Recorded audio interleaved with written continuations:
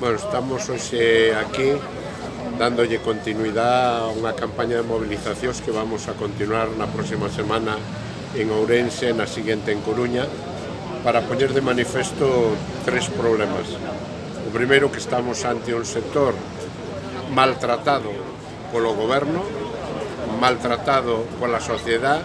criminalizado injustamente, sin valorar o que fai as explotacións familiares en extensivo, que non só producen carne de extrema calidad, senón que fan un papel contrario ao que se lles acusa, de xestión do territorio, de mantemento do medio ambiente e de loita contra o lucro. Son explotacións que apenas alcanzan o salario mínimo interprofesional, que dá de vivir a máis de 11.000 familias en Galicia,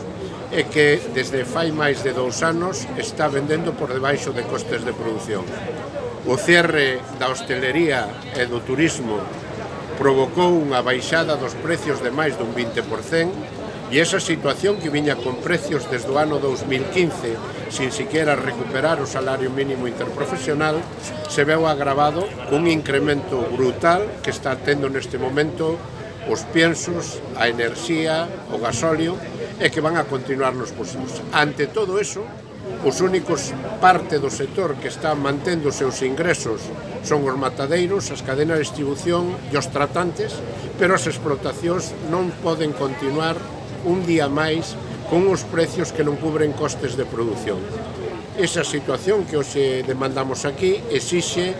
non só medidas puntuales de axuda á renta destas explotacións, anticipando de xeito inmediato a PAC, pagando os daños que causa a fauna salvaxe ao lobo, senón que o gandeiro de produtor de carne quere, máis que subvencións, é que lle paguen polo seu produto que realmente vale. Non pode ser que un kilo de carne que sale dunha explotación de ternera galega suprema apenas sin alcanzar os 4,50 termine chegando ao consumidor por encima dun 300% dese precio, que queda na mão de quen non aporta nada no sector.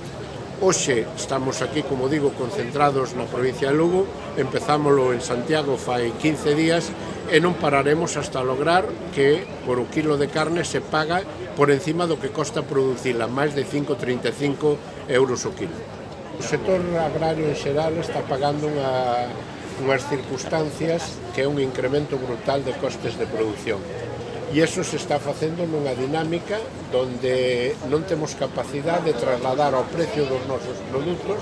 estos incrementos, porque o que nos vende o pienso fai nos a factura, o que nos vende o gasoi fai nos a factura, o que nos compra o leite fai nos a industria a factura, o que nos compra os becerros fai nos o tratante ou matadeiro a factura. Co cual nos encontramos cunha baixada do precio da carne produto da crisis do COVID, e nos encontramos ahora con a subida de precios e vendendo case €1 por debaixo do que nos costa producir. Estamos falando dun modelo de explotación familiar con a media de máis de 3.000 explotacións aquí na provincia de Lugo, con a media de 20 vacas, e, polo tanto, con ingresos que rondan o salario mínimo interprofesional. Si ben, neste caso, ca incremento de costes de produción, estamos producindo a pérdidas, case €1 por debaixo do que costa producir. Por lo tanto, necesitamos que se cumpla a lei de cadena, que non nadie lle pague a outro eslabón por debaixo do que lle costa producir, que teñamos un observatorio de precios que nos permita que o coxe é un precio que cubra. Dentro de 3 meses, cunha nova subida, podemos nos encontrar nunha nova situación, e dado que nós non temos capacidade de poder trasladar ao precio os incrementos de costes, necesitamos que sea o Goberno central na aplicación da lei da cadena, o Goberno da Xunta na posta en marcha de mecanismos que nos permitan manter a evolución dos precios e, sobre todo, acabar con a situación de indefensión que temos. Se nos criminaliza